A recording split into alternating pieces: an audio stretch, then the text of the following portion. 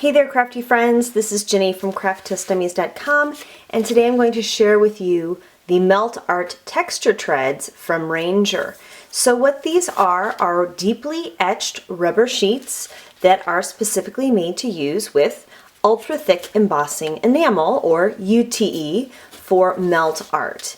As you can see, they're about 4 inches by 6 inches, and each one features both a negative and a positive.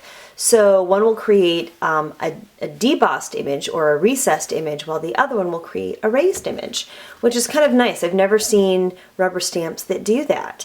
So of course they're unmounted so that you can use them flat on your table. And you can also use them with some other mediums too in your mixed media and scrapbooking stuff, so I want to show you. So, of course, it is meant to be used with ultra thick embossing enamel, and here are some samples that I did using UTE. This one I poured right onto the sheet, and these two I actually use little molds to get these great little resin-like images.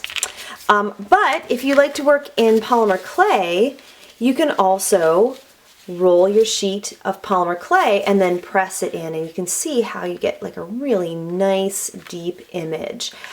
These I brushed with some Perfect Pearls and they're ready to go into the oven. Of course, sometimes you don't want to work with ultra thick embossing enamel, so for this example what I did is I painted this with some liquid glaze, some silks glazes, and then I just pressed the paper on top and rubbed it, and I made kind of a mono print from it. So that's something fun you can do. You can also use a brayer, and you can just ink up your texture tread and then roll a brayer that's clean over the top, and it will actually lift off the pigment ink, and then you can deposit it onto pieces of paper, which is what I did here. So again, it's a kind of printmaking technique. It's really fun and really cool. You can also just use it like a stamp pad. So what I did for these, this is the most stunning example. I actually used a Versamark pad on the texture tread, stamped the paper actually on top. Again, I kind of did this kind of technique, and then I dusted it with Perfect Pearls, and isn't that lovely? So I can just see kind of a cool Valentine's Day card. Here's those hollies, and here it is on black. So again, you can use it like a traditional rubber stamp. But wait, there's more. You also can make rubbings. So here's a piece of thinner weight cardstock. I put it over the top and just used a crayon and rubbed it to bring the texture up. But then you can do my favorite thing, which is then paint over it with watercolor paper or watercolors. And that's how you get kind of like this cool modeled surface design. I even tried using Shiva paint sticks and fabric.